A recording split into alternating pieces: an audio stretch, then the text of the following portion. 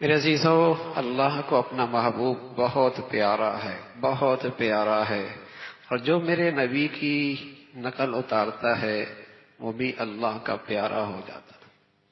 قل ان کنتم تحبون اللہ فاتبعونی یحببکم اللہ ویغفر لکم ذنوبکم۔ اگر تم میرے محبوب کی نقل اتارو گے نا، اس لیے کہ میرا محبوب مجھے بہت پسند ہے، اور جو اس کی نقل اتارے گا وہ بھی میرا محبوب بن جائے گا۔ اللہ کہہ رہا وہ بھی میرا محبوب بن جائے گا۔ پھر اس کی زندگی میں کچھ خطائیں ہوں گی، لیکن میری نبی کی محبت، میری نبی کی نقل میرے ہاں اس کی اتنی شان اور عظمت ہے کہ میں اس کی ساری خطائیں معاف کر دوں، میں اس کی ساری خطائیں معاف کر دوں۔ جو میرے نبی کا طریقہ ادائیں لے کے آئے گا، تو میرے عزیزو یہ پیارے نبی سے محبت ہے، یہ اللہ کے حبیب سے محبت ہے۔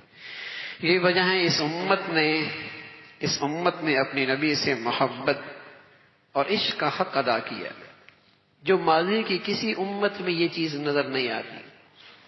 کوئی کہہ دے عیسیٰ علیہ السلام کی سیرت دکھاؤ، کوئی دنیا میں نہیں دکھا سکتا۔ کوئی کہہ دے موسیٰ علیہ السلام کی سیرت دکھا دو، دنیا میں کوئی نہیں دکھا سکتا۔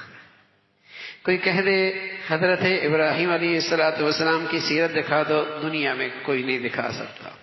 اور کوئی کہہ دے محمد الرسول اللہ کی سیرت دکھا دو۔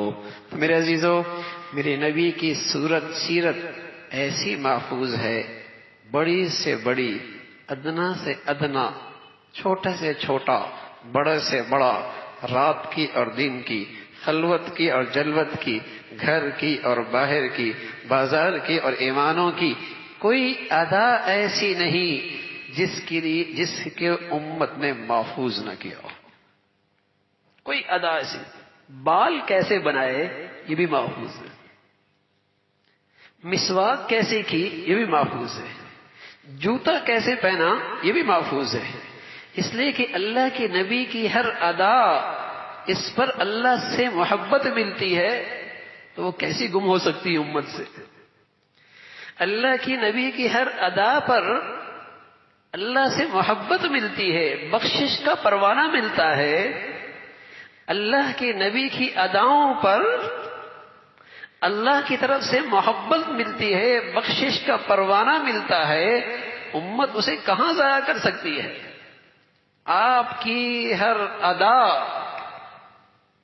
امت کے پاس آج محفوظ ہے۔